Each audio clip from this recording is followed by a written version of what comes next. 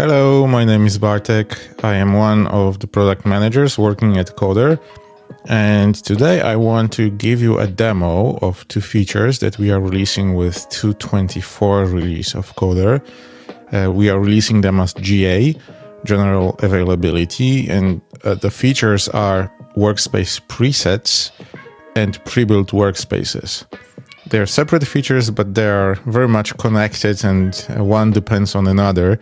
So this demo will show it, both of those features working together, and hopefully it will make more sense for you.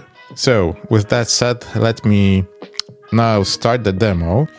So we are starting in the Coder UI, specifically in the list of templates. I have a very simple template created for this particular demo here. And right now it doesn't do much.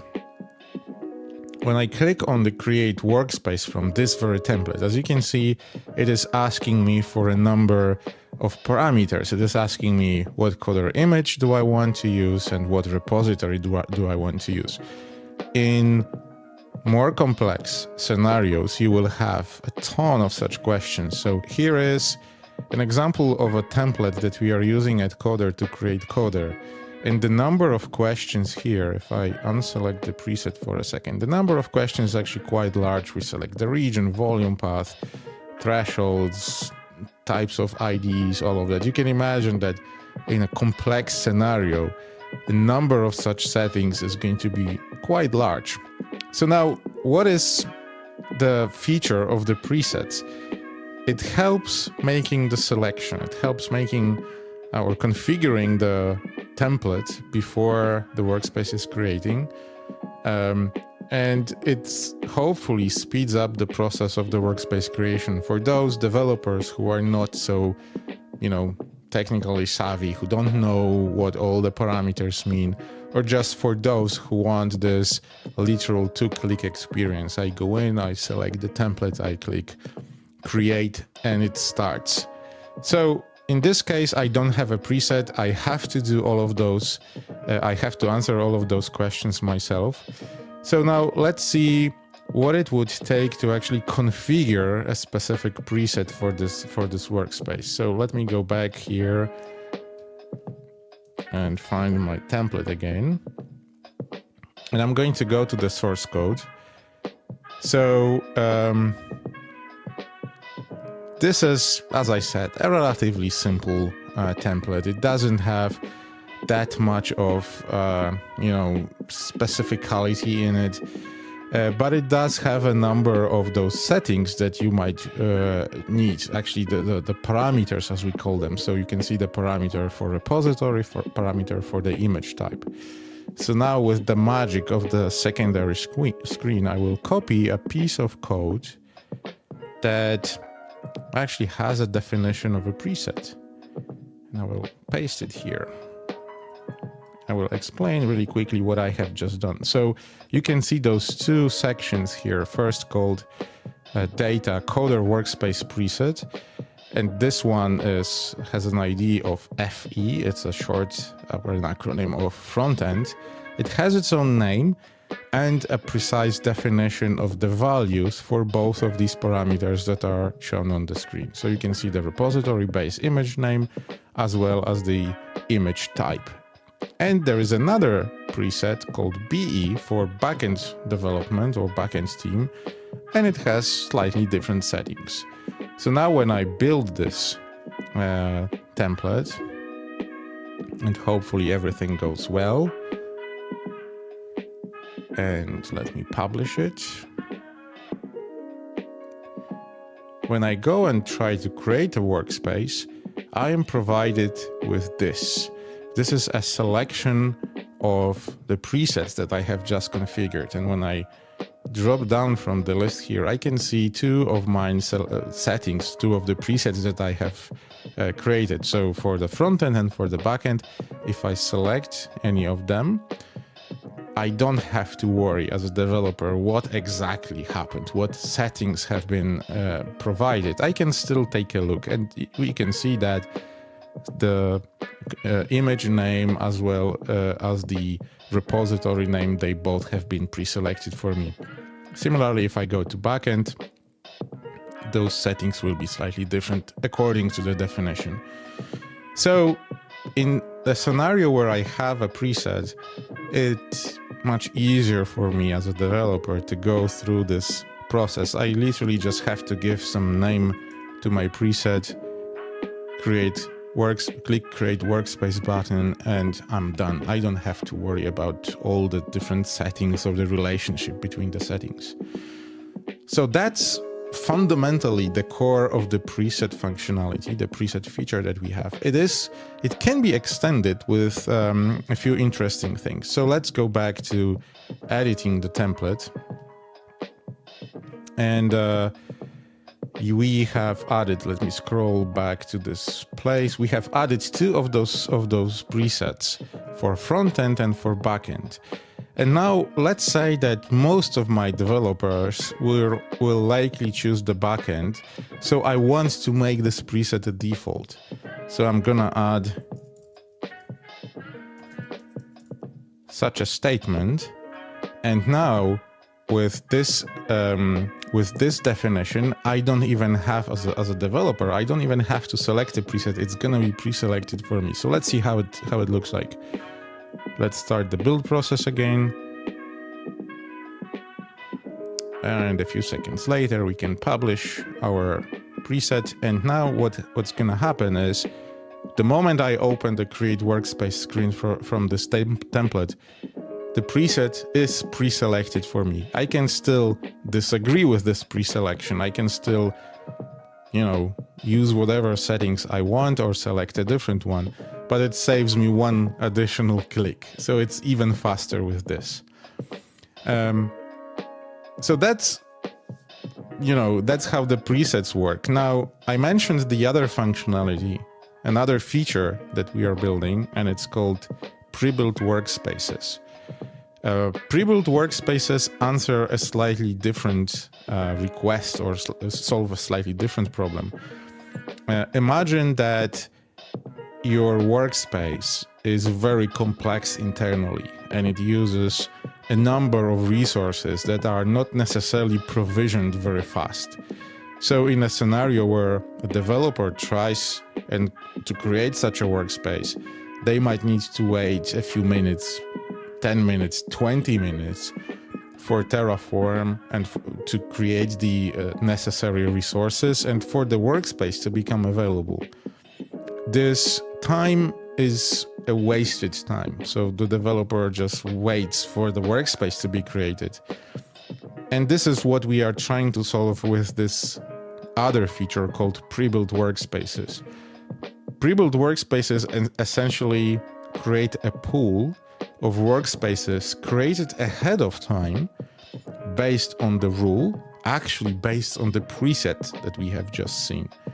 And whenever a developer comes in and requests a workspace using the same preset, instead of the workspace being built from scratch, it's actually taken from this pool and provided to the developer right away, or significantly faster at the very least. So let's see how we can configure the pre-builds for a specific preset that we have. So let's go back again to our definition of the template.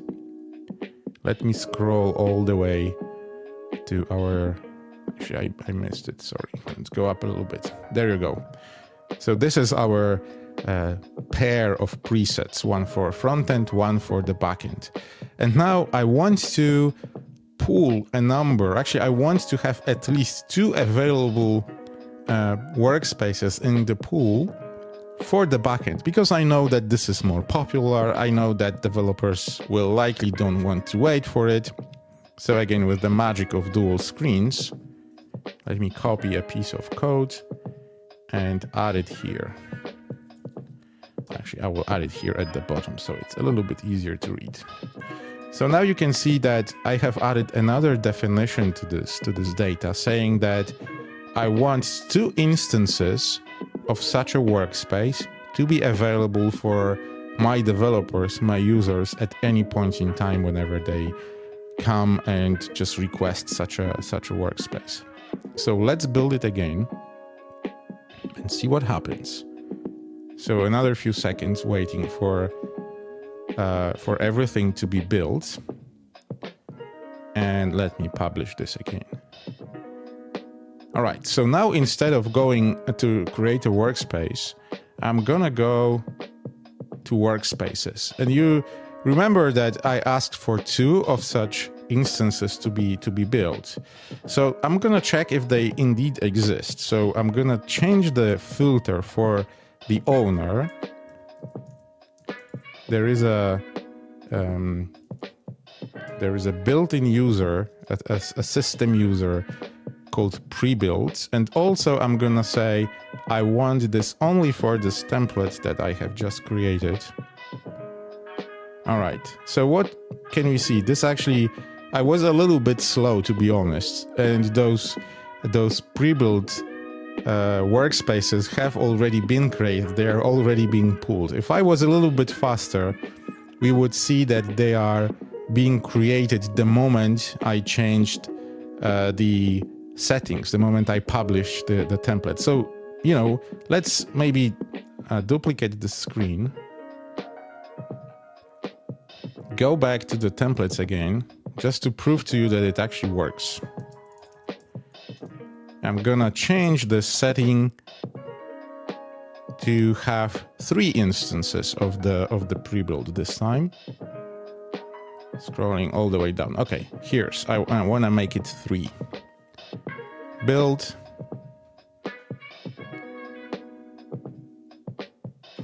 All right, publish.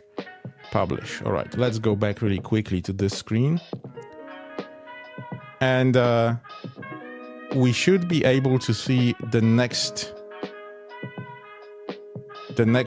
set of workspaces to be built. What you actually see right now is that because I have edited the template and it now has a new version to it, the system has assumed that all of the pre-built workspaces created for the older version are no longer valid. So those 2 that we created before have been deleted, and in their place, 3 that I have requested were added into the system. So those are going to be waiting for any developer who goes to the same template. Again, let me open my template. And selects this particular preset. If the developer selects a different preset, we will not have matching workspaces in the pool, so they will not be picked from the pool. But if they select this one, it's gonna be selected from the pool, and the process of claiming such a workspace is going to be significantly faster as compared to building them from scratch. Of course, in cases where you have a very simple workspace, the saving of time will not be necessarily that big, but in case of complex ones, we have actually seen some of our customers to benefit tenfold in the wait time. So the time was 10 times shorter as compared to not using the pre-builds. You might ask 2 questions here. First is, what if the number of pre-builds that I want to have differs depending on the time of the day or the time of the week? So this is basically a scenario where in the morning, the developers come into the office, they want to start working on their environments and the projects. I want the pool to be slightly bigger during that time.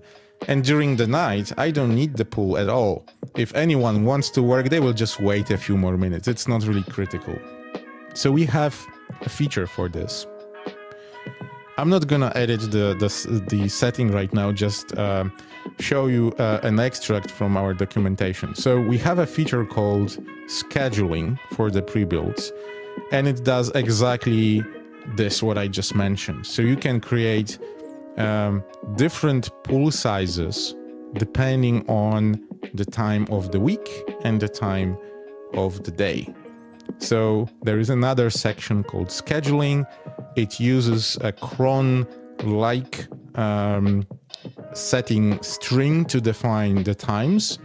And you can see here that from 8 a.m., in this example, from 8 a.m. to almost 7 p.m., I want the instances to be 3 for the days from Monday to Friday inclusive. And then I want it to be 1 instance from 8 a.m. to 3 p.m. on Saturday, because maybe some of the developers are working then. And otherwise, I want the pool to be 0. You can see here that this is the default. That's a very simple mechanism, but super powerful. You can really control when the pool gets higher and when it becomes lower, or actually there is no pool at all. So that was probably the first question that you have asked yourself. The second is, what happens if the template stays, if the pre-built workspace stays in the pool for a very long time? It might become a little stale. It might become, just not usable anymore. And there is another very simple mechanism for this. And again, I'm just going to show you a part of the documentation here. So we have an expiration policy that allows you to say how many seconds a given workspace, pooled workspace, is fresh. And after the expiration time, the workspace is going to be deleted, and based on the criteria of the scheduling and the size of the pool for that particular point in time, it might be replaced with the new freshly created workspace in the pool. So this is the expiration policy. I encourage you highly to take a look at the documentation and also see all the other mechanisms that are provided alongside the scheduling and the expiration. We have, for example, mechanisms that help you run certain scripts during the preparation time or after the workspace is being claimed, so you can perform certain actions only once. This page in the documentation, let me scroll up so that you can see pre-built workspaces. Please disregard the beta label. I'm recording this before the actual GA. This documentation is very good. It has a ton of examples and explains the features really well. So, with that said, I want to thank you for listening to me during this hopefully quite short demo. If you speed it up a little bit, I hope the features of presets and pre-builds are going to be useful for you. And we are open for any feedback and comments. We do have a number of enhancements planned already. Those will be published after the GA, and continuously in the next several months we will be releasing smaller enhancements here and there to make sure that both of these projects are increasingly useful. But regardless of that, regardless of our existing plans, I am all ears when it comes to the feedback and comments. So have fun using presets and pre-builds. Cheers.